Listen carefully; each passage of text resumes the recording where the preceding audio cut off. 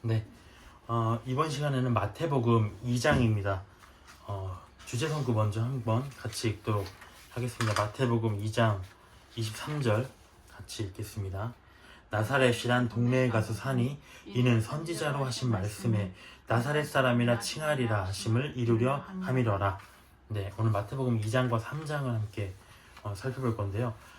지난 시간 먼저 마태복음 1장에서는 예수님의 계보에 대해서 배웠습니다. 그래서 특별히 우리가 기억해야 될 것은 계보에 포함된 역사서에는 기록되었지만 계보에는 포함되지 않은 네 왕이 있었다. 대신에 남자 중심으로 기록된 족보임에도 불구하고 등장한 네 여인이 있었다. 이런 얘기를 살펴봤고요. 또 요셉이 마리아의 임신 문제로 인해서 갈등을 하죠. 그 갈등 가운데에서 하나님의 계시를 받았는데 그 말씀에 전폭적으로 순종을 해서 결국에는 예수님이 탄생하게 되시는 일로 시작이 됩니다. 오늘 마태복음 2장에서는 또 3장에서는 제가 주요 주제를 말씀의 성취, 말씀을 이루려 하심이라 라는 제목을 한번 정해봤습니다. 요새 제가 이제 SNS 같은 걸 많이 보죠. 뭐 유튜브나 뭐 이런 걸 보는데 이게 보면 이제 짧게 편집된 영상들이 막 있어요. 보기 편하게. 근데 막 그런 것들 넘기다 보면 이제 목사님들 설교들도 이렇게 유명하신 목사님들 부분들을 이렇게 잘라가지고 중요한 부분만 이렇게 뭐 감동적인 부분만 이렇게 편집을 해서 나온 영상들이 많이 있더라고요. 그래서 그거를 쭉 보면 너무 감동이 되더라고요. 보면서 와 진짜 은혜롭다. 뭔가 위로가 된다. 위로가 된다는 표현이 맞을 것 같아요. 뭔가 어떤 내가 일상생활을 살아가면서 나에게 정말 뭔가 그 아버지처럼 얘기해 주는 것 같은 그런 위로가 느껴질 때가 있는데 그러고 나서 이제 사실 딱 돌아서면 한 가지 드는 생각은 그래서 이게 말씀과 어떤 관계가 있지? 예수님과 어떤 관계가 있지? 약간 이런 의문이 드는 것 같아요. 뭔가 말씀에 대한 구절, 물론 목사님들의 설교이니까 이제 비성경적인 부분이 있는 건 아니겠죠. 그렇지만 다만 어떤 말씀의 직접적인 내용을 가지고 나누는 것이 아니라 물론 그 말씀에서 응용한 이론이겠지만 내용이겠지만 전혀 언뜻 떠오르지가 않아요. 그 목사님의 말씀과 이제 제가 들은 성경 구절과 어떤 떠오르는 내용들이 없다. 그래서 이거는 사람의 말이 아닌가 약간 이런 생각이 들기도 해요. 그래서 뭐가 옳은가. 그래서 우리가 그렇잖아요.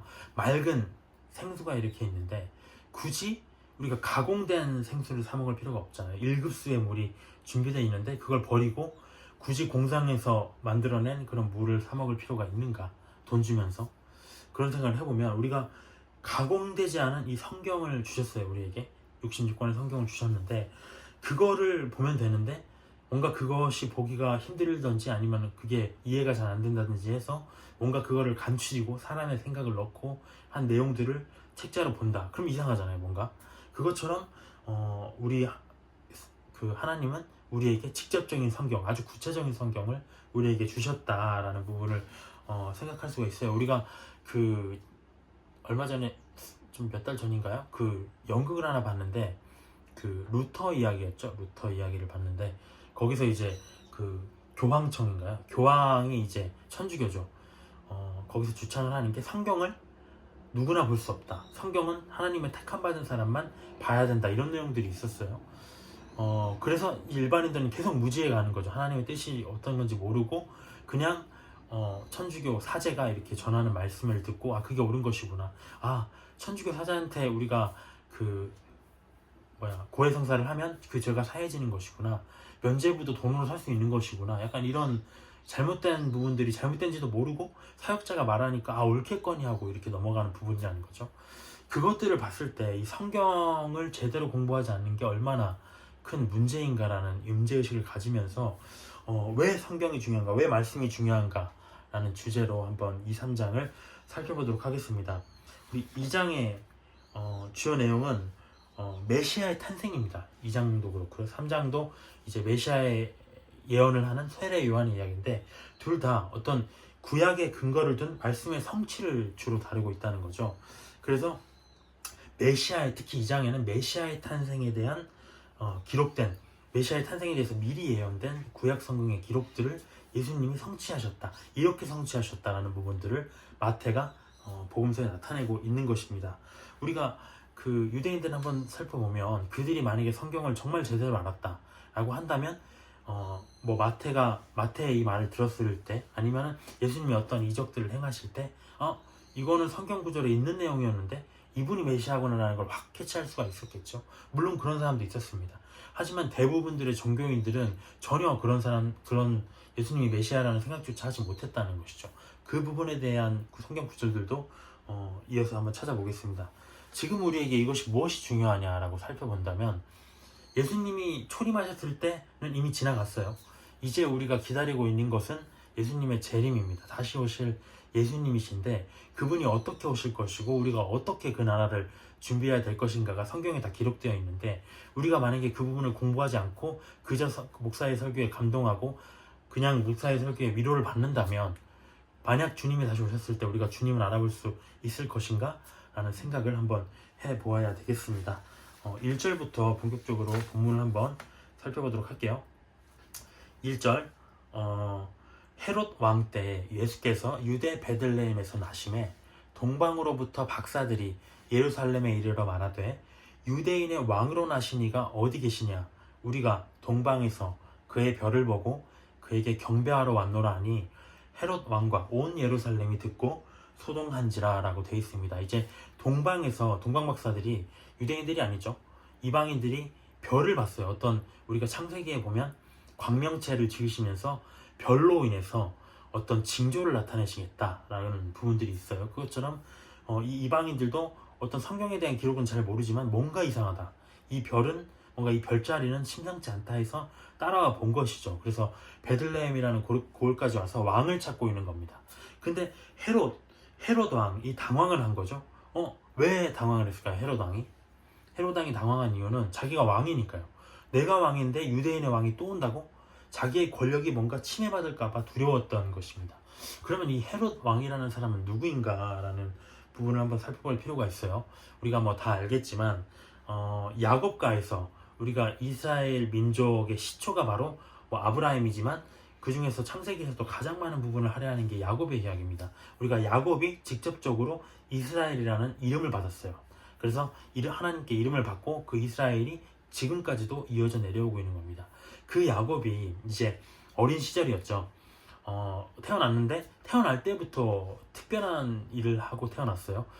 모태에서부터 나올 때 자기가 둘째인데 쌍둥이였어요. 근데 둘째인데 자기가 형의 뒷다리를 잡고 나오려고 했다는 거죠. 이건 무슨 말입니까? 자기가 먼저 나오고 싶었다는 거죠. 내가 첫째가 돼야 되는데. 왜냐면 뭔가 의도하는 바가 있었다라는 게 여기서 나타납니다. 뭔가 욕심쟁이죠. 욕심이 많죠. 근데 이게 이 지금 헤롯 왕의 이야기가 왜 여기서 나오냐 하면, 헤롯 왕이 에돔족인데 그 에돔족이 바로 에서의 자손이라는 겁니다. 그래서 그 에서의 자손과 이스라엘이 그럼 어떤 관계가 있는가? 아까 봤듯이 결정적으로 이제 에서와 야곱과의 관계에 문제가 생겼던 건 장자의 축복을 두고 나타낸 문제입니다. 이제 이스라엘 사람들은 이제 아버지가 죽기 전에, 이삭이었죠. 이삭이 죽기 전에 이제 하나님께 장자에 대해서는 특별히 장자를 위해서 기도를 해주고, 이제 그 장자의 축복을, 갑절의 축복을 받을 수 있도록 장자에게 기도를 해주는 관습이 있었습니다. 근데 이제 그 이삭이 나이가 많이 들어가지고 눈이 멀었어요. 눈이 이제 거의 안 보이는 상황이었는데, 뭔가 야곱이 이제 아버지, 물론 어머니가 거기서 개입이 됩니다. 어머니가 개입이 돼서, 야, 아버지가 이제 그 에서한테 장자의 축복을 해주려고 하는데 네가 좀 나서야 되겠다. 그래서 네가 뭔가 에서가 이제 전신에 털이 있었다고 기록이 되어 있습니다. 그래서 에서처럼 뭔가 곡물가죽 뒤집어 쓰고 변장도 하고 해서 아버지가 좋아하시는 그런 음식이 있는데 그거를 대접하고, 어차피 눈이 잘 안 보이시니까 뭔가 네가 에서입니다 라고 얘기를 하면서 축복을 받아라, 이렇게 코칭을 받고 야곱도 그렇게 했습니다. 그렇게 해서 야곱이 장자의 축복을 받았다는 거죠. 근데 뒤늦게 에서가 이제 사냥을 갔다가 돌아와 보니까 아버지가 장자의 축복을 주신다고 했는데 가보니까 아버지는 정말 금시초문인 거예요. 네가 누구냐면서 굉장히 놀라시죠. 그러면서 난 이미 하나님의 이름으로 누군가에게 축복을 했는데 그가 너가 아니었냐라고 뒤늦게 생각을 해보았지만 이미 이제 축복은 해버리신 거죠. 그래서 에서가 그때 굉장히 분노를 합니다. 그래서 그때 이제 야곱이 도망을 치죠. 아, 저 형이 날 죽일 것 같아 해서 도망을 치는데 결국에는 이제 뒤에 화해도 하고 하는데 그 이제 야곱이라는 이스라엘이라는 그 사람에게 원한을 품고 있었고요. 야곱은 도주하는 자였다는 거죠. 그래서 이 둘의 그 문제로 끝나는 것이 아니라 이 자손에게도 이 영적인 어떤 그런 서로 대적하는 영적인 그런 분위기가 이미 마련돼 있었다라는 것입니다. 그래서 그때 이제 부터 시작돼서 헤롯도 어떤 그런 영적인 그런 영향력 속에 있었던 것 같죠. 그래서 예수님을 어쨌든지 간에 자기가 왕권의 위협도 받고 이 메시아라는 예수님을 핍박하고 싶은 마음이 들었어요. 죽이고 싶었어요. 그래서 이제 꾀를 쓰는 겁니다. 그래서 4절로 한번 가볼까요? 왕이 모든 대제사장과 백성의 서기관을 모아서 그리스도가 어디서 나겠느냐 물으니 이르되 유대 베들레헴에 오니 이는 선지자로 이렇게 기록된 바 또 유대 땅 베들레헴아 너는 유대 고을 중에서 가장 작지 아니하도다. 내게서 한 다스리는 자가 나와서 내 백성 이스라엘의 목자가 되리라 하였음이니라 라고 얘기를 했습니다. 여기서 첫 번째는 이제 우리가 여기서 예수님이 어디서 탄생할지에 대한 예언이 등장을 합니다. 근데 예수님에 관한 예언은 사실 1장에서부터 이미 시작이 되었습니다. 무엇이었죠? 임마누엘, 처녀가 잉태하리라는 그 이사야의 예언이었죠. 그 예언이 성취되었다는 것을 시작했습니다. 실질적으로 보면 이게 예수님에 관한 두 번째 예언인 거죠. 그래서 예수님에 대한 두 번째 예언은 무엇이냐? 예수님이 어디서 탄생할 것이냐에 대한 미가의 예언이 성취되었음을 말하고 있는 겁니다.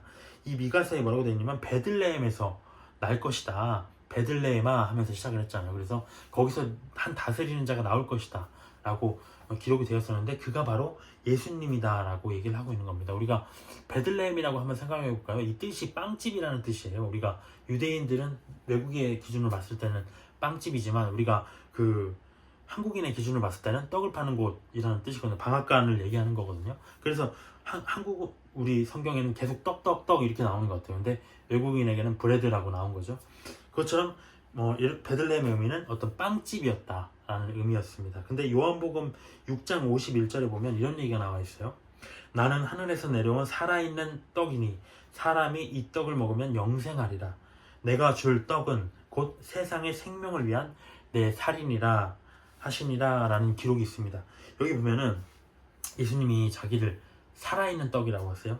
우리가 표현할 때 우리가 말씀을 먹는다 이런 얘기 하잖아요.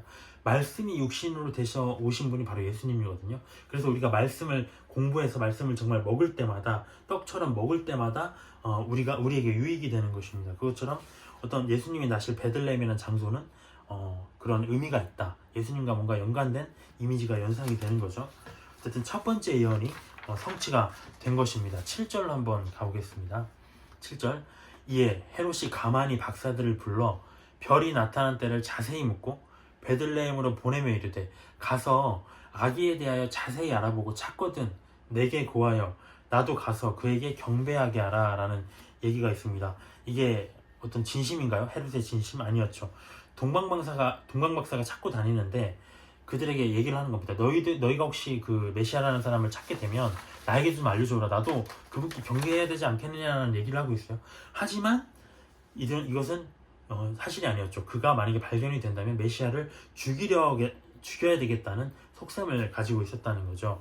우리가 이것을 살펴볼 때 어떤 사탄과 좀 유사한 그런 특징이 있죠. 거짓말하는 자다. 그래서 헤롯도 이와 같이 거짓말을 하면서 뭔가 메시아를 찾아낼 궁리를 벌이고 있는 겁니다. 또 하나 유의할 점은 어때요? 전 이거 읽을 때마다 문득 좀 납득이 안 됐던 게 성경책, 신의 책에 기록된 내용이잖아요.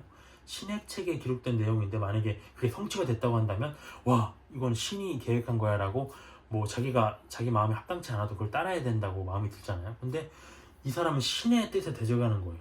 신의 책에 기록되어 있는 메시아가 나타났는데도 불구하고 자기가 사람의 힘으로 그걸 죽여보겠다라는 그런 교만함이 그에게 있었다는 것입니다. 이게 바로 완악함이 아닌가 이런 생각이 또 듭니다. 9절로 한번 가볼게요. 동방 박사들이 예수님이 계신 곳을 발견했습니다. 9절 박사들이 왕의 말을 듣고 갈새 동방에서 보던 그 별이 문득 앞서 인도하여 가다가 별이 얼마나 컸는지 모르겠어요. 가다가 악이 있는 곳 위에 머물러 서 있는지라 그들이 별을 보고 매우 크게 기뻐하더라. 집에 들어가 아기와 그의 어머니 마리아가 함께 있는 것을 보고 엎드려 아기께 경배하고 보배합을 열어 황금과 유향과 몰약을 예물로 드리니라. 그들은 꿈에 헤롯에게로 돌아가지 말라 지시함을 받아 다른 길로 고국에 돌아가니라.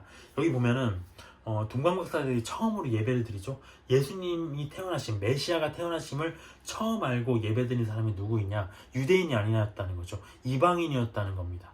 그래서 지금도 실상 유대인들 말씀을 맡은 유대인들보다 교회가 먼저 구원을 받는 상황이 일어났다. 하지만 그들도 결국 하나님의 섭리 안에서 구원을 받을 것이다 라는 내용이 로마서에 나와 있습니다. 어쨌든 이들이 예수님을 예배했습니다. 예배하면서 예물을 드렸다는 거죠. 예물을 드렸는데 세 가지 예물을 드렸습니다. 뭔가 메시지를 한번 찾아볼까요? 황금에 대한 처음에 드린 게 황금입니다. 황금이 무엇이었냐? 그 당시에 이제 그 속국들이죠. 속국들이 어떤 그런 왕에게 아니면 신하들이 왕에게 뭔가를 바칠 때는 황금을 바쳤다고 합니다. 조공으로 바쳤던 게 황금이라고 해요. 그러니까 왕에게 드리는 그런 제물이었다는 거죠. 그래서 이걸 봤을 때 무엇이냐? 예수님은 왕이셨다라는 의미를 가질 수 있겠습니다. 두 번째는 유향입니다. 유향은 무엇이냐? 제사용품이거든요. 그래서 예수님은 제사장이셨다라는 뜻이 됩니다. 그러면 예수님이 제사장이셨다? 이게 과연 납득이 되나요? 예수님이 뭔가 그 제물을 이렇게 성전에 가서 동물의 배를 가르고 이런 일을 하셨나요? 그건 아니었습니다. 하지만 우리 제사장이라는 직분이 다리 놓는 자라는 뜻이죠. 하나님과 성도 사이에 다리를 놓는 자. 그래서 제사장들이 성도들을 대신해서 하나님 앞에 나아가서 성도들의 죄를 고하고 그들의 죄를 사해주는 어떤 중보자의 역할을 하는데 예수님도 마찬가지로 중보자였다는 거죠. 어떻게 중보하셨습니까? 어떻게 다리를 놓으셨나요? 십자가에서 자기 몸을 생축으로 드려서 직접 번제를 드리셨고 그럼으로 인해서 사람과 하나님 사이에 아담 이후에 끊어져 있던 관계를 회복하는 어떤 중보자의 역할, 제사장의 역할을 하셨던 겁니다. 세 번째로 몰약입니다. 몰약이 좀 특별한데 몰약은 방부제예요. 장례용품이었다는 거죠. 썩지 않게. 그래서 우리가 이걸 봤을 때 예수님이 장례 기억이 나죠? 십자가의 사건을 뭔가 의미하는 것이 아닌가라는 생각을 하면서 또 방부제라는 뜻이 있잖아요. 그래서 예수님이 썩지 않으시고 다시 부활하셨다. 썩지 아니하실 것을 입었다라는 의미도 되지 않을까라는 생각을 해봅니다. 여기서 보면 이제 예수님이 12절에 보면 그 동방박사들이 헤롯이 자기가 알려달라고 했잖아요. 메시아를 찾으면 그럼에도 불구하고 꿈에 하나님께 지시를 받고 그들이 헤롯에게 알리면 안 되겠구나 하고 자기 본국으로 이제 돌아가게 됩니다. 13절이죠.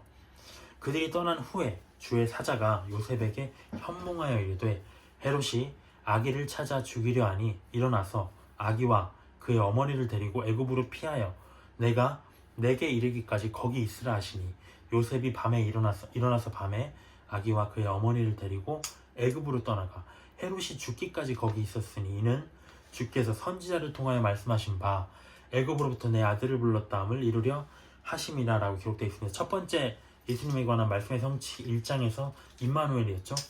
예수님의 구원, 예수님의 탄생에 대한 구원자의 탄생에 대한 메시지였고요. 두 번째는 무엇이었습니까? 베들레헴에서 날 것이다 라는 게 두 번째 말씀의 성취였습니다.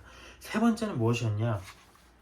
좀 특별한데 예수님을 죽이려는 헤롯의 예수님이 애굽으로 도피할 것에 대한 호세아 예언의 성취를 말하는 겁니다. 호세아서에 이 구절이 있다는 거죠. 내 애굽으로부터 내 아들을 불렀다. 근데 호세아서에는 이런 의미로 쓰인 게 아니었어요. 사실 호세아서에는 뭐라고 되어 있냐면 우리가 이스라엘 백성들이 애굽의 노예가 돼서 징치를 당하고 있었죠. 근데 하나님이 내 아들들, 내 이스라엘 백성들을 불쌍히 여기시고 그들을 애굽에서 밖으로 불러내셨다라는 의미로 이제 호세아서에서는 쓰였는데 그 구절이 궁극적으로는 어떤 의미가 있었냐? 이중적인 어떤 성취죠. 궁극적으로는 어떤 걸 지칭하는 거였냐? 예수님에 대한 내용이었다는 거죠. 예수님이 그 사건은 뭐였냐면 헤롯이 이제 예수님을 핍박하려고 이제 시작을 했잖아요. 분노를 했어요. 동방 박사들이 말 안 하고 이거 찾아내서 떠나갔네. 이제 내가 직접 나서야 되겠어. 본색을 드러내야 되겠어. 하면서 이제 본색을 드러내려고 하니까 예수님이 도망간 거죠. 도망가셨다. 꿈의 지시함을 받았잖아요. 그래서 도망을 갔는데 도망을 갔다가 단 곳이 바로 애굽입니다. 그래서 애굽에 있다가 이 뒷부분에 보면 나오지만 이제 헤롯의 시대가 끝나면 다시 돌아오게 됩니다. 그것처럼 다시 돌아오게 된다면 이 애굽으로부터 내 아들을 불렀다는 이 말이 성취가 되는 거죠. 그래서 이 사건은 헤롯을 피해 베들레헴으로부터 애굽으로 가셨다가 후에 나오실 예수님에 대한 예언의 성취의 내용이었다라고 볼 수가 있겠습니다. 굉장히 세세한 부분까지 말씀의 성취가 돼 있는 걸 볼 수 있어요. 그래서 우리도 세세하게 말씀을 공부해야 되겠습니다. 16절에 보면 이에 헤롯이 박사들에게 속은 줄 알고 심히 노하여 사람을 보내어 베들레헴과 그 모든 지경 안에 있는 산의 아이를 박사들에게 자세히 알아본 그때를 기준으로 2살 아래부터 그 아래로 다 죽이니 이에 선지자 예레미야를 통하여 말씀하신 바 라마에서 슬퍼하며 크게 통곡하는 소리가 들리니 라헬이 그 자식을 위하여 애곡하는 것이라 그가 자식이 없으므로 위로받기를 거절하였도다 함이 이루어졌느니라 라고 되어 있습니다. 여기서 네 번째 예수님에 대한 내용이 나옵니다. 이건 뭐냐? 예수님을 죽이려는 헤롯의 만행에 대한 예레미야의 예언의 성취를 말하는 겁니다. 예수님을 죽이려 하고 헤롯이 만행을 벌인다. 우리가 이 구절, 우리가 라헬이 그 자식을 위하여 애곡하는 것이라 이 부분 있잖아요. 이 부분은 실상 이 스토리는 뭐냐면 이제 창세기에 등장합니다. 아까 야곱을 우리가 살펴봤는데요. 야곱은 그 두 아내가 있었습니다. 라헬과 레아가 있었죠. 근데 야곱은 사실 라헬을 사랑했어요. 근데 이 라헬을 어디서 만나냐면 아까 말했듯이 에서를 피해서 이제 라반의 집에, 외삼촌의 집에 도망을 쳤는데 거기서 죽도록 고생을 했어요. 근데 라헬을 보니까 너무 아름다운 거예요. 그래서 그녀를 얻기 위해서 일을 했는데 이 외삼촌이 사실은 레아를 먼저 보내고 싶은 거야. 첫째기도 했지만 뭔가 레아가 약간 못생겼나 봐요. 거기서 막 보면 어쨌든 그래서 이 레아를 먼저 보내야 되겠다. 우리 집에는 뭐 첫째를 먼저 보내야 된다. 이렇게 해서 레아를 먼저 받은 다음에 다시 또 일을 해서 몇 년간 일을 해서 라헬을 결국에는 얻습니다. 야곱의 마음에는 사실 라헬이었죠. 라헬. 그렇기 때문에 라헬은 야곱의 사랑받는 자였는데 문제가 뭐냐면 아이를 못 낳았어요. 그래서 아이를 못 낳았기 때문에 굉장히 괴로워했어요. 근데 그냥 못 낳은 게 문제가 아니라 이 레아가 질투가 나잖아요. 내가 먼저 결혼을 했고 뭐 이 둘은 물론 자매지만 내가 먼저 결혼을 했고 나는 아기도 잘 낳는데 내가 정말 대단하지 않냐? 너는 뭔데 이렇게 야곱의 사랑을 받느냐? 질투를 한 거죠. 그래서 라헬에게 엄청난 조롱을 합니다. 그래서 라헬이 굉장히 슬퍼하는 거죠. 가뜩이나 아기도 못 낳고 아기를 못 낳는다는 건 우리가 지난번에 살펴봤지만 유대인들에게는 수치라는 거죠.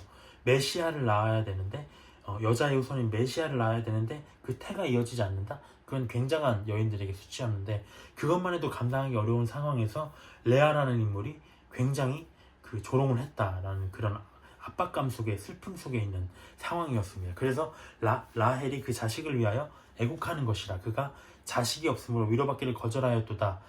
이 말이 거기서 창세기에서 시작이 됐는데 이 말을 인용해서 예레미야에서 쓰였다는 겁니다. 예레미야에서는 어떻게 쓰였느냐? 예레미야 내용을 살펴보면 이제 바벨론이라는 국가가 이스라엘을 침공하죠. 그래서 이스라엘을 침공함으로써 굉장히 난폭한 족속이었습니다. 많은 사람들을 죽이고 많은 사람들을 포로로 이끌어 갔습니다. 그러면 어떻게 되겠어요? 그 예루살렘이 온통 통곡의 바다가 되겠죠. 그래서 그 예레미야에서 뭐라고 했냐면 그들의 모습을 보니까 그들의 고통받는 모습을 보니까 마치 라헬이 자식이 없어서 그 자식을 위하여 애곡하는 것처럼 그들이 고통스러워서 울부짖었다 라는 얘기로 인용이 돼 있었어요. 근데 그게 또 어떤 말로 인용이 돼 있었냐? 궁극적으로 보면 여기서 말했듯이 예수님에 대한 예언이었다는 거죠.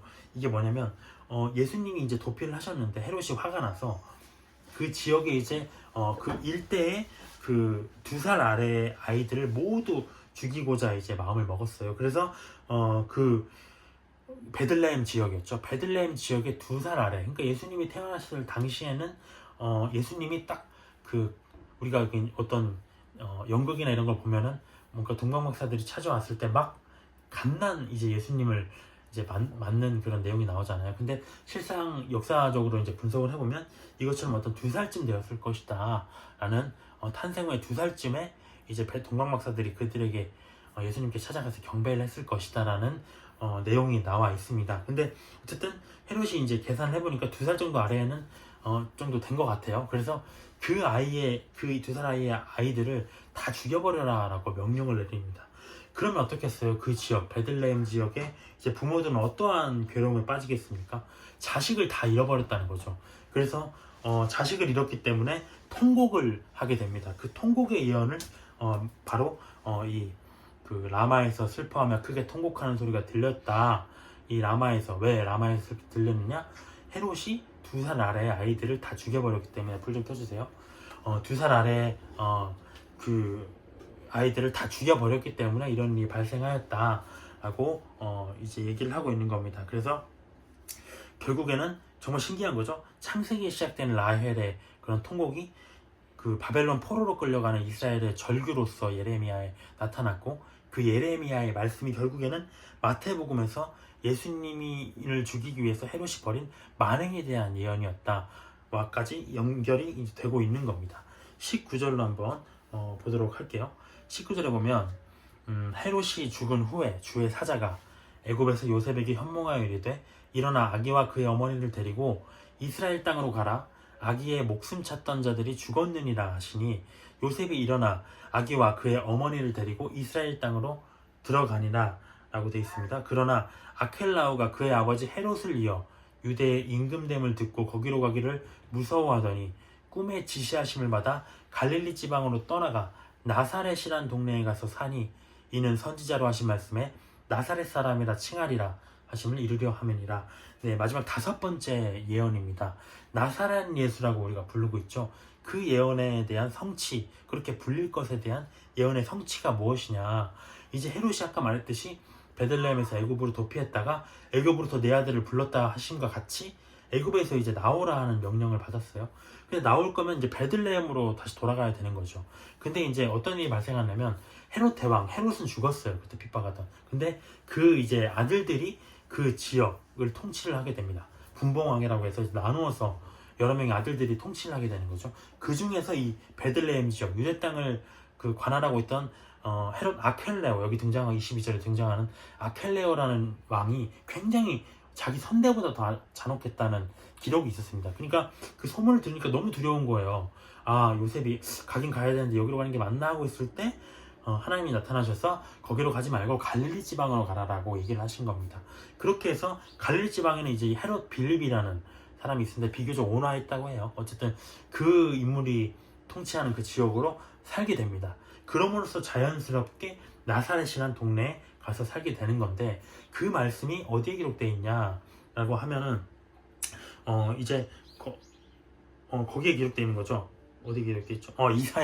이사야의 예언이 되어 있는 겁니다. 뭐라고 되어 있냐? 이사야의 그 이새의 뿌리에서 한 가지가 날 것이다 이렇게 되어 있어요.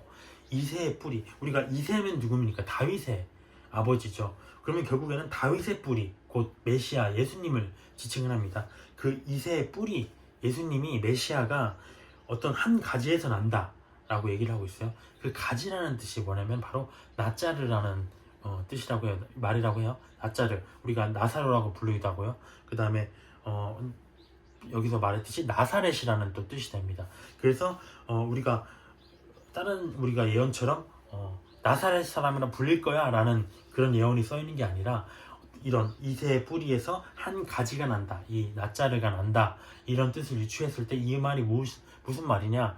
이 나사렛 예수가 나실 것이다, 나사렛 예수로 불리실 것이다 라는 그런 의미로 이 예언이 쓰여 있다라고 마태가 얘기를 하고 있는 겁니다. 그래서 우리가 어때요? 이 부분들을 봤을 때 말씀은 단순히 읽는 것이 아니라 이렇게 자세히 공부하지 않으면 알 수가 없습니다. 우리가 뭐 그 통독 프로그램도 많이 있고요 한데 뭐 저도 진짜 막 매끄럽게 가르치고 싶어요. 근데 아직도 지식이 짧고 언변이 짧아서 어려운 부분이 많이 있는데, 그럼에도 불구하고 도전하는 이유는 이 말씀이 정말 깊다, 그렇게 이렇게 그냥 떨렁떨렁 한 장 한 장 넘겨가지고 쭉 봐서는 이해할 수가 없는 내용이다 라는 부분이 있기 때문에 이렇게 자세히 공부를 할 수밖에 없겠습니다.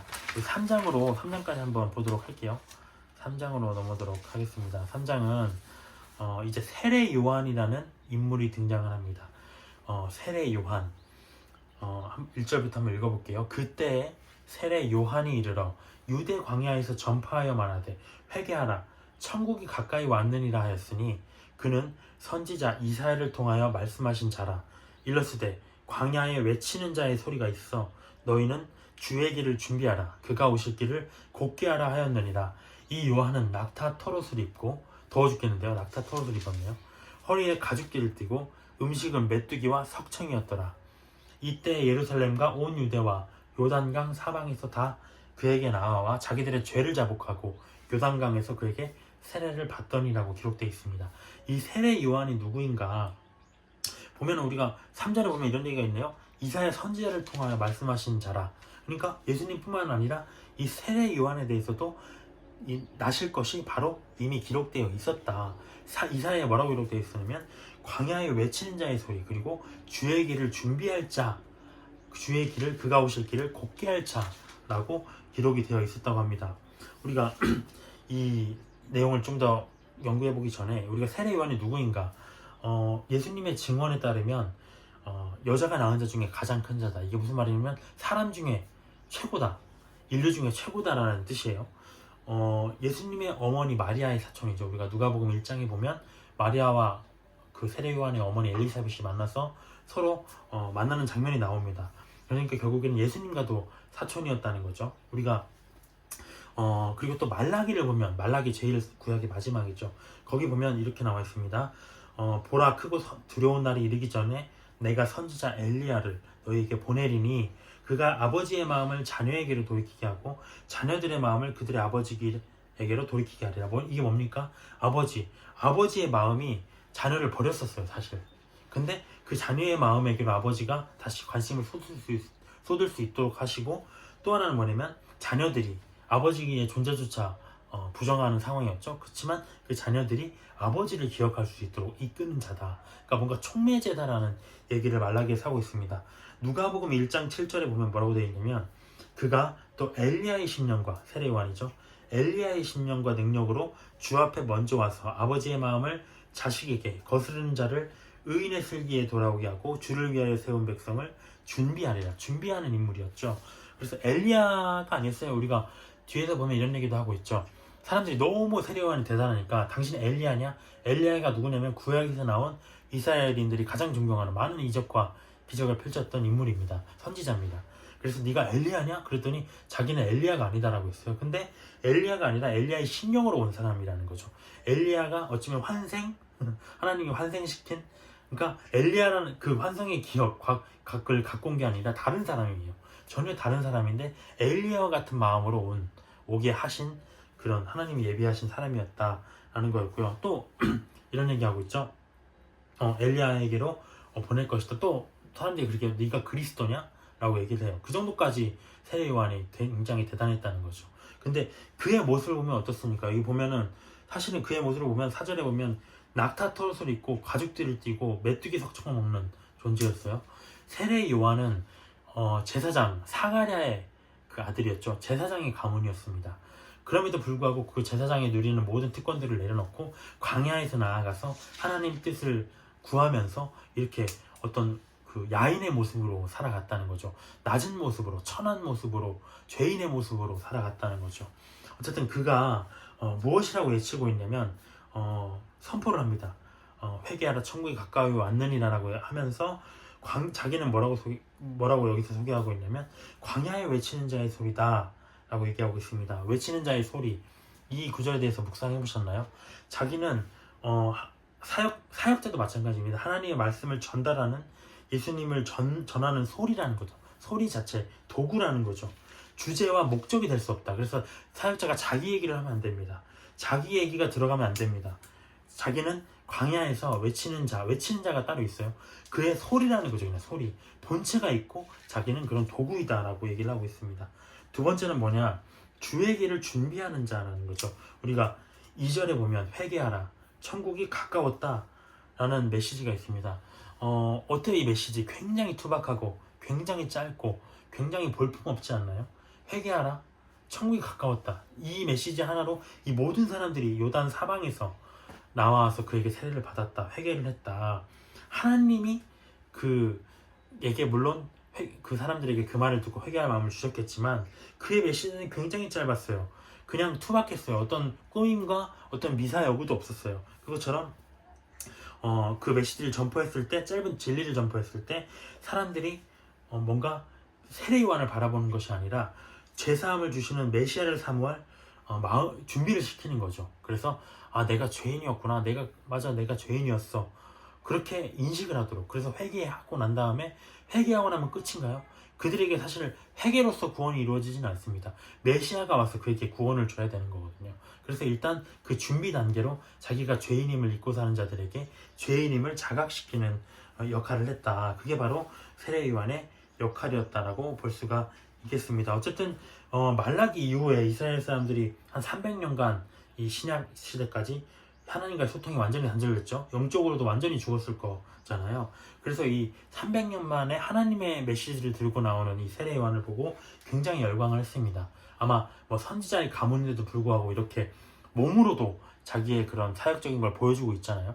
그래서 더욱더 신뢰하게 되지 않았나 이런 마음이 들어요. 7절로 한번 보겠습니다. 요한이 많은 바리새인들과 사두개인들이 세례 베푸는 대로 오는 것을 보고 이 무리 중에 바리새인과 사두개인이라는 무리도 같이 오고 있었다는 거죠. 그들을 보고 이르되 독사의 자식들아 누가 너희를 가르쳐 임박한 진노를 피하라 하려냐. 그러므로 회개에 합당한 열매를 맺고 속으로 아브라함이 우리 조상이라고 생각하지 말라. 내가 너희에게 이르노니 하나님이 능히 이 돌들로도 아브라함의 자손이 되게 하시리라.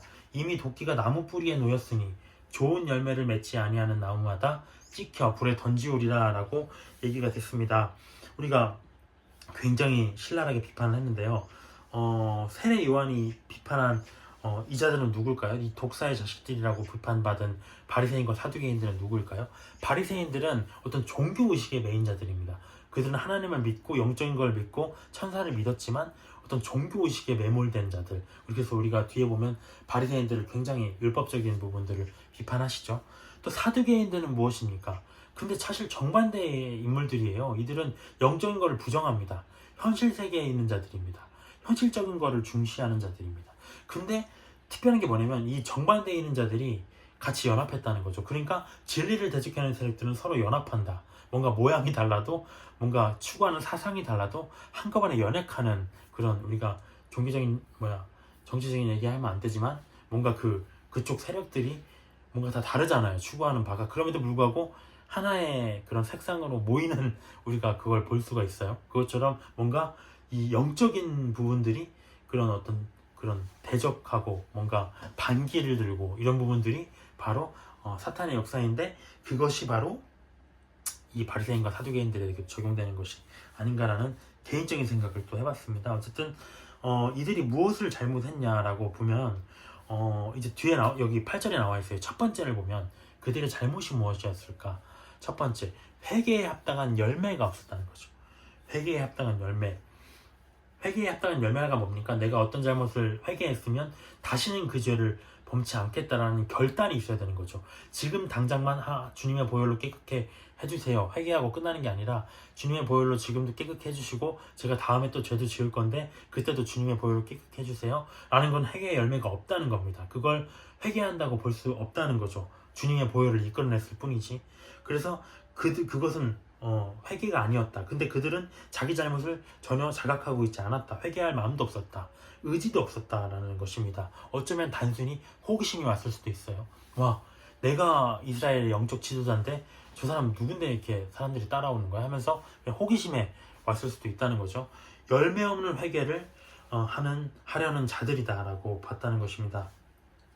두 번째는 무엇입니까? 두 번째는 9절에 나와 있죠. 아브라함의 자손이라는 거죠. 나는 아브라함의 자손이다. 나는 대단한 목사다. 나는 출신이 대단한 사람이다. 나는 장로이기 때문에 구원받을 사람이다. 그래서 나는 회개랑 관계가 없는 사람이야. 나는 천국에 있는 사람이야 라고 지금 얘기를 하고 있는 거죠. 우리가 뒤에 누가복음인가요? 그쪽에 보면 그런 얘기가 있잖아요. 우리가 어떤 바리새인들이 나와서 나는 11조도 드렸고요. 나는 뭐 그 소득의 뭐 정말 작은 부분까지도 깍듯하게 해서 하나님께 드렸고요. 모든 걸 다 했습니다. 저 그 세금 관원이었어요. 그때 로마의 세금 관원들. 저 사람들, 저 나쁜 놈들하고는 나는 질적으로 다릅니다. 라고 온 성전에 와서 기도하는 사람이 있었고, 바리새인들이었죠. 반대로 또 이런 사람이 있었어요. 세리가 가슴을 치면서 하나님을 쳐다보지도 못하고, 아, 내가 죄인이다. 내가 죄인입니다. 내가 감히 어떻게 하나님을 볼까요? 이 죄를 내가 어떻게 감당할까요? 근데 주님은 뭐라고 하셨냐면, 이가 응답을 받고 갔다. 이가 위로를 받고 갔다라고 기록이 되어 있습니다. 근데 이들은 전혀 자기들에 대해서, 왜냐면 자기들은 출신이 다르다. 이방인들이나 어떤 저런 미천한 사람들하고는 다르다라고 얘기를 했다는 것. 그래서 나는 아브라함의 자손이다. 약속받은 택한 선민이다. 그래서 만약에 이렇게까지 생각을 했다고 어떤 기록이 나와 있더라고요. 나는 내가 만약에 자신들이 없으면, 내가 만약에 하나님이 나를 뭐 진노해서 자신들을 죽이면 하나님이 손해 아닌가? 왜냐면 하나님이 메시아의 약속을 다 해놓으셨는데 우리 말고 누가 또 택한 백성이 있어? 이런 마음까지도 먹었을 수 있다는 거죠. 그래서 어쨌든 그렇게 교만한 우월성에 투치된 민족이었다라고 볼 수가 있습니다. 그래서 그들의 잘못을 비판을 한 거죠. 그래서 10절에 그들을 보고 뭐라고 얘기하냐면, 이미 도끼가 나무 뿌리에 놓여 있다. 도끼가 이제 들어서 치기만 하면 나무가 부러질 정도로 이제 임박했다. 너희들의 심판이. 그래서 좋은 열매를 맺어라. 너희가 겸손함으로 나가야 되고, 그리고 또 회개에 합당한 열매를 맺고 니들의 잘못을 깨닫고 신령과 진정으로 예배를 드려야 된다라고 얘기를 하고 있는 겁니다. 그렇지 않으면 우리가 나무마다 찍혀 불에 던지우리라. 우리가 예수님의 비유도 또 있었죠. 나의 가지에 붙어있지 아니하는 자는 예수님이 제하여 버리시고 그것들을 모아서 땔감으로밖에 쓸 수가 없다라고 얘기를 하시는 것처럼 심판이 그들에게 임박했다라고 얘기를 하고 있는 겁니다. 우리가 바리새인의 모습, 누가복음 11장 52절을 한번 같이 읽어봤으면 좋겠습니다. 저도 그런 자가 되지 않도록, 또 우리 모두가 이런 자가 되지 않도록 한번 살펴봤으면 좋겠습니다. 누가복음 11장 52절. 네, 누가복음 11장 52절 함께 읽겠습니다. 화 있을진저 너희 율법교사여, 너희가 지식의 열쇠를 가져가서 너희도 들어가지 않고 또 들어가고자 하는 자도 막았느니라 라고 되어 있습니다. 율법교사라는 거죠. 가르치는 자, 성경을 맡은 자입니다. 이들은 영적 지도자입니다. 근데 이들이 잘못이 뭐냐면 지식의 열쇠를 가져갔어요. 지식의 키, 하나님의 지식에 도달할 수 있는, 하나님의 지식을 해석하고 열 수 있는 그 키를 너희에게 주었는데 너희도 안 들어갔어요. 1차적으로 너희도 몰라. 이 성경이 뭔지 이해도 못해, 깨닫지도 못해. 그러니까 가르치지도 못하겠죠. 그래서 들어가고 싶어하는 자들이 있었다는 거죠. 뭔가 메시아에 대한 걸 알고 나도 좀 진리를 깨닫고 그 회개할 건 회개하고 하나님을 좀 쫓고 싶은데 그들이 가르쳐주지 않으니까 이들은 당연히 알 수가 없는 거고, 자기조차도 그렇게 하지 않았다는 것. 그래서 모두가 메시아를 못 알아보는 맹인이 되었다는 겁니다. 두 번째, 마태복음 21장 13절을 한번 봐볼까요? 마태복음 21장 13절. 독사의 자식들이라고 했어요. 우리가 독사라고 한다면 뱀에 우리가 아담을 꼬셨던 그 꼬였던, 또 하와를 꼬였던 그 뱀이 바로 옛뱀 사탄이라고 우리가 알고 있는데, 그 가장 독한 독사라는 거죠. 그에게서 나오는 것마다 다 독사, 그들이 하는 것마다 뭔가 해를 가하는 일이었다. 마태복음 21장 13절 14절을 한번 보시면 함께 읽겠습니다. 예수께서 성전에 들어가사, 21장입니다. 제가 틀렸나요? 네. 어쨌든 제가 구절을 읽어볼게요. 예수께서 성전에 들어가사 성전 안에서 매매하는 모든 사람들을 내쫓으시며 돈 바꾸는 사람들의 상과 비둘기 파는 사람들의 의자를 둘러 엎으시고 그들에게 이르되 기록된 바 내 집은 기도하는 집이라 일컬음을 받으리라 하였거늘 너희는 강도의 소굴을 만드는도다. 또 어떤 일을 했냐면 13절과 같이 여기 막 성전 안에 막 좌파들이 막 깔렸다는 거예요. 그래서 막 뭔가를 팔고 사고 하는 자들로 널렸다는 거죠. 하나님의 집은 고요하고 기도하는 집이고 한데, 근데 그 원인이 무엇이었냐? 우리가 이제 절기마다 이스라엘 사람들이 사방에 흩어져 있다가도 절기만 되면 예루살렘에 올라와서 성전에서 제물을 드리고 제사를 드리잖아요. 근데 그들이 이제 그 자기 형편대로, 우리가 레위기나 이런 데 보면 뭐 형편에 맞는 대로 가축들을 선택해서 제물을 드리도록, 정말 가난한 자는 비둘기를 드리고 뭐 이렇게 하잖아요. 그것처럼 자기들이 형편이 되는 대로 이렇게 짐승들을 쌓아왔는데 성전 앞에서 무슨 일을 벌이냐면 이거 가지고 못 들어간다는 거죠. 성전에는 거룩한 재물만, 흠없는 재물만 가져가야 되기 때문에 이 앞에서 파는 것만 가져가라는 거죠. 근데 그래서 굉장히 비싸게 주고 살 수밖에 없었다라는 기록이 있어요. 그래서 그 돈이 그럼 어디로 들어가느냐? 성전으로 들어갔다는 거죠. 그래서 그들은 이익을 버리고 교회가 장사를 버리고 뭔가 남기고 이런 데 집중해 있었다는 거죠. 그게 바로 강도의 소굴이다. 남의 돈을 탈취하는데 오히려 우리가 구제를 하고 베풀고 해야 되는데 악착같이 모아가지고 뭘 하려고 했느냐? 자기의 뱃속을 채우려고 했다는 것입니다. 그래서 그들의 모습들을 보고 세례 요한이 아마도 독사의 자식들이라고 얘기를 한 게 아닌가 싶어요. 11절로 한번 보겠습니다. 나는 너희로 회개하기 위하여 물로 세례를 베풀거니와 내 뒤에 오시는 예수님은 나보다 능력이 많으시니 나는 그의 신을 들기도 감당하지 못하겠노라. 그는 성령과 불로 너희에게 세례를 베푸실 것이요 손에 키를 들고 자기의 타작마당을 정하게 하사 알곡은 모아 꽃간에 들이고 축정이는 꺼지지 않은 불에 태우시리라라고 되어 있습니다. 여기서 보면 두 가지의 비유가 있어요. 요한의 세례와 예수님의 세례에 대한 비교가 있습니다. 요한의 세례는 뭔가요? 물 세례입니다. 물 세례. 예수님의 세례는 성령과 불의 세례입니다. 이게 뭘까요? 예수님의 세례, 요한의 세례를 먼저 보면 자기는 물로밖에 세례를 못 준다고 했어요. 물 세례는 뭡니까? 우리가 베드로전서 3장 21절에 보면 이런 얘기가 있습니다. 물은 예수 그리스도께서 부활하심으로 말미암아 이제 너희를 구원하는 편이 곧 세례라. 이는 육체의 더러운 것을 제하여 버림이 아니요 하나님을 향한 선한 양심의 강권이라. 세례를 받았다고 해서 육체의 더러운 것을 제하여 버림이 아니라는 거죠. 그럼 왜 받느냐?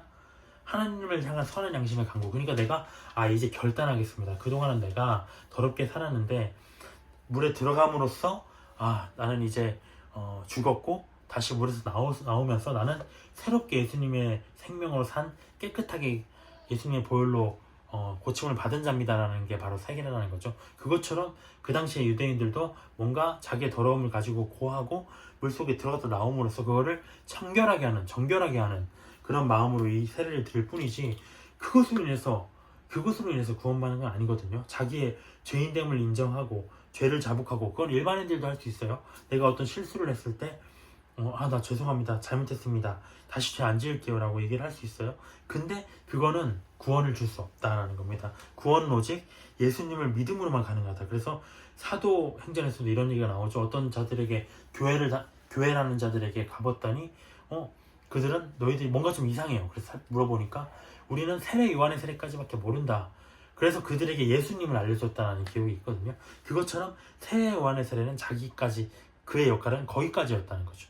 근데 예수님이 오시면 자기보다 능력이 많으신 분, 그분이 오시면 뭘 하시냐면 성령과 불로 세례를 주신다. 우리가 성령의 세례는 뭘까요? 성령의 세례. 우리가 요한복음 14장 26절에 보면 이렇게 있습니다. 아버지께서 내 이름으로 성령을 너에게 보내실 것이다 라고 돼 있어요. 성령이 우리 안에 내주하시게 한다는 거죠. 그래서 성령이 내주하시면 어떤 역할을 하느냐? 에베소서 1장 13절에 이런 얘기가 있습니다. 약속의 성령으로 인치심을 받았다. 그러니까 구원의 날까지 인치심을 받았다는 거죠. 우리가 이 땅에 살고 있기 때문에 예수님을 지금 믿었지만 이대로 우리의 이 믿음이 변함없이 우리의 의지대로 갈 수 있느냐? 만약에 성령이 계시지 않다면 우리는 실족하고 넘어지고 떠날 수밖에 없을 것입니다. 그렇지만 성령님이 계심으로 우리를 계속 이끌어서 그날에 우리를 계속 예수님의 형상으로 변화시키면서 그날까지 우리를 견인해 주신다는 것이죠. 그래서 성령이 그런 역할을 하신다. 성령 세례가 바로 그런 것이다. 또 하나가 있습니다. 사도행전 1장 8절인데요. 오직 성령이 너희에게 임하시면 너희가 권능을 받고 예루살렘과 온 유대와 사마리아와 땅끝까지 이르러 내 증인이 되리라. 여기서 권능이란 건 듀나미스죠. 어떤 폭발적인 힘, 우리가 다이너마이트 할 때 그 듀나미스인데 폭발적인 힘, 능력을 말하는 겁니다. 그 능력을 받는다는 거죠. 어떤 능력이냐? 증인이 될 수 있는 능력.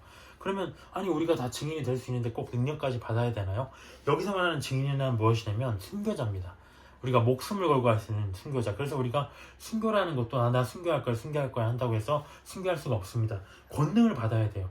우리가 여기 보면은 스데반이죠. 스데반이 순교를 했잖아요. 그것처럼 성령 충만한 가운데에서 그러한 의지가 주어진다는 거죠. 그래서 성령의 역할은 또 무엇이냐? 예수님의 증인, 단순히 우리가 구원의 날까지 도우심을 받는 것뿐만 아니라 그가 어떤 이 땅 안에서 다시 또 복음을 전하는 그런 사역자의 능력을 할 수 있도록 성령 세례를 구하고 있는 것입니다. 그것이 바로 성령 세례다라고 볼 수 있습니다. 그럼 불세례는 뭘까? 불세례. 우리가 베드로전서 4장 12절에 보면 이런 얘기가 있어요. 사랑하는 자들아, 너희를 연단하려고 오는 불시험을 이상한 일 당하는 것처럼 여기지 말라. 우리가 인생을 살면서 물론 하나님의 그런 도우심이 있지만 문득문득 완악해질 때가 있어요. 문득문득 우리가 잘못하면서도 다윗처럼 뭔가 그 잘못을 숨기려 하고 회개하지 않으려 하고 깨닫지 못할 때가 있어요. 그럴 때마다 하나님은 신실하게 사람 막대기와 인생 채찍으로 다스리십니다. 많이 경험해봤어요. 앞으로 안 하고 싶은데, 안 맞고 싶은데, 그래서 조심스러워요, 모든 게. 그렇지만 인생 채찍과 사람 막대기로 두드려 맞으면 굉장히 아프다는 거죠. 근데 그 속에서 무엇이 있느냐? 회개가 있다는 거죠. 너희가 징계가 없으면 사생아라고 얘기하셨듯이 징계다. 그래서 그 불이 어떤 역할을 하나요? 우리가 정금을 낼 때 불을 가열해서 불순물을 태우잖아요. 그것처럼 연단하려고 오는 불시험이다. 불세례다. 그래서 불세례가 없이 인생에 만나는 고난을 통해서 고난이 없이는 우리는 정결해질 수 없기 때문에 하나님께서 이러한 시험을 또 허락하신다. 하지만 로마서에 맞듯이 하나님의 감당할 시험만 주신다라고 되어 있죠. 이 부분들에 대해서 세례 요한이 언급을 하고 있는 겁니다. 정말 겸손한 마음으로 지금 세례 요한이 예수님을 올려드리고 있어요. 13절에 보면 이때 예수께서 갈릴리로부터 요단강에 이르러 요한에게 세례를 받으려 하시니 요한이 말려 이르되 내가 당신에게서 세례를 받아야 할 터인데 당신이 내게로 오십니까? 다른 복음서에 보면 요한이 세례를 주고 있는데 예수님이 걸어가세요. 근데 희한한 건 예수님과 요한이 그 친척지간이었기 때문에 어린 시절을 공유했고 서로 알았을 거라고 생각이 됩니다. 근데 그때 요한이 딱 보고 저 사람이 메시아였구나 깨닫고 보라 세상 죄를 지고 가는 하나님의 어린 양이로다 라고 선포를 합니다. 그때 뭔가 그런 깨달음이 있었다는 걸로 보여지죠. 그것처럼 그때 요한이 보고 이제 예수님을 만났는데 예수님이 자기에게 세례를 받으려고 물세례를 받으려고 하는 거예요. 요한이 뭐라고 했냐면 당신은 메시아 죄 없으신 하나님의 어린 양이신데 무슨 물세례가 필요합니까? 내가 당신에게 있어. 나도 지금 이런 낙타털옷을 입고 광야에서 살지만 나도 죄인입니다. 이들에게 내가 세례를 주지만 나도 죄인입니다. 그게 바로 사역자의 자세죠. 그래서 그것처럼 요한이 겸손함을 보였는데 하나님이 뭐라고 하시냐면 예수께서 이제 허락하라. 우리가 이와 같이 해서 모든 일을 이루는 것이 합당하니라 라고 하니까 요한이 허락을 했다. 그래서 이제 예수께서 세례를 받으시는 거죠. 근데 여기서 보면 모든 의가 뭘까요? 모든 의. 우리가 예수님이 십자가에서 돌아가실 때도 할 수만 있거든 이 잔을 내게서 옮기시옵소서. 하지만 나의 뜻대로 하지 마옵시고 아버지의 뜻대로 하옵소서라고 하고 있어요. 아버지의 뜻대로. 나의 뜻은 중요하지 않다는 거죠. 나의 뜻은 중요하지 않자. 여기서 말했듯이 예수님이 맞아 나는 세례 안 받아도 될 사람이야 라고 얘기를 부정하시진 않으셨어요. 나도 사실은 필요 없다는 거 자기도 아셨어요. 하지만 왜 받으셨냐? 본을 보이신 것이죠. 너희도 이처럼 회개해야 된다.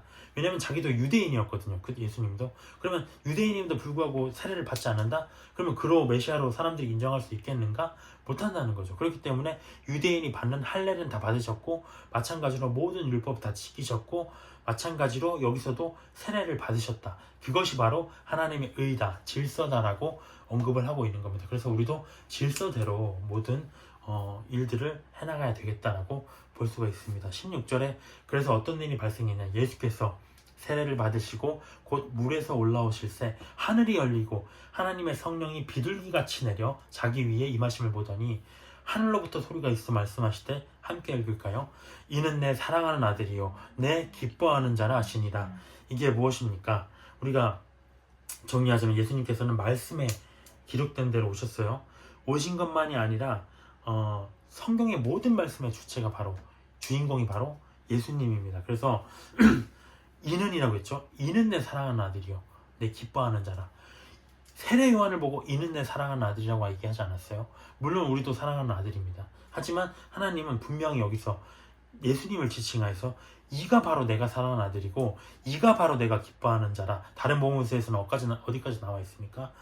너희는 그의 말을 들으라까지 나와 있어요. 그의 말을 들으라. 다른 말을 들으는 게 아니라라고 얘기를 하고 있습니다. 그의 말이 무엇입니까?